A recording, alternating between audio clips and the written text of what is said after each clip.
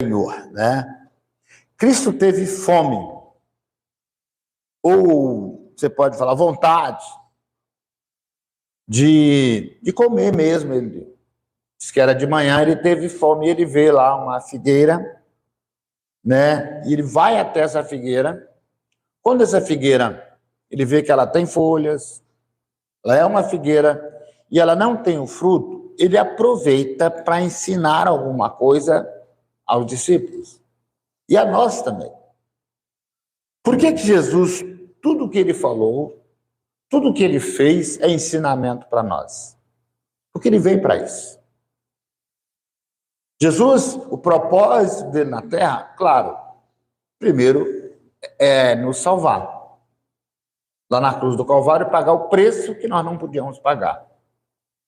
Mas também nos ensinar as coisas do reino de Deus.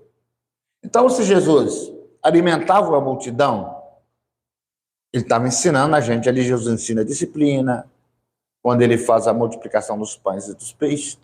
Ali ele ensina fé, ele ensina cuidado, ele ensina zelo, não queria deixar o povo sair com fome. Então ali Jesus ensinava. Quando Jesus está diante de uma mulher que estava para ser apedrejada, e ela estava sendo condenada por o pecado de adultério, Jesus ensina perdão. Jesus ensina mudança de vida. Ele fala para a mulher: vá e não peques mais. E ele ensina aqueles que iam apedrejar a mulher que a perdoasse, porque eles também tinham pecado. Então, naquele evento ali, ele ensina. Ele não prega ali, né? Ele não prega, olha, não faça isso. Ele ensina com a vida dele. Não é verdade? Ele ensina com a vida dele.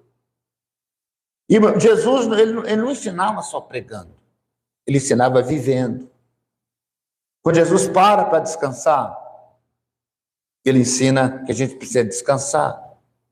Quando Jesus está com a mulher samaritana, ele ensina que a gente não pode ter preconceito com ninguém, de nenhum país, de nenhuma nação. É verdade. Então o Senhor Jesus, tudo que ele faz, ou tudo que ele fez, tudo que ele fez e tudo que ele faz, mas ele fez pessoalmente, fisicamente, é para trazer mensagem. É para trazer mensagem para o nosso coração. E aqui, quando ele tem fome, ele vê uma figueira, ele sabia que a figueira não tinha fruto. Jesus sabia de tudo, mas ele queria ensinar aos discípulos alguma coisa. Ele queria nos ensinar alguma coisa. E ele joga uma palavra forte sobre a figueira para ela nunca mais nascer fruto. E ela acabou morrendo, secando, no mesmo momento. Então, o que Jesus quer nos ensinar? Que ele, às vezes, tem fome de alguma coisa. Que Jesus tem vontade de alguma coisa. E quando Cristo tem vontade de alguma coisa, tem fome de alguma coisa, tem necessidade de alguma coisa, ele não vai buscar nele mesmo. É verdade. Ele vai buscar em nós. Porque tem coisas que Jesus ele não vai fazer. Tem coisas que ele não vai fazer. Por que ele não vai fazer? Porque está no caráter dele, está no atributo de Deus. Por exemplo, Jesus ele não vai adorar a si mesmo. Ele não vai adorar a si mesmo. Ele não vai chegar no espelho e vai adorar a si mesmo. Reconhecer a si mesmo. Não, ele não vai fazer isso. Então quem tem que fazer isso? Somos nós. É verdade. Por exemplo, Jesus tem fome de adoração. Vontade de ser adorado. E onde ele vai buscar isso? Em nós. É verdade. Cristo vai buscar adoração em nós. Tanto é que ele fala para a mulher samaritana em João capítulo 4, né? Quando ela pergunta para Jesus assim, onde deve adorar? Se é no monte, se é na igreja, se é na rua, onde é que é? Jesus fala que não importa o lugar. Mas importa que adore a Deus em espírito e em verdade. O que Jesus está falando? Depois ele diz assim, e Deus procura esses tais. Então Deus está procurando adoradores. Se Deus está procurando, é para suprir essa questão de adoração, porque Deus nos criou para isso, para adorar a Ele. Deus criou a humanidade para a sua glória.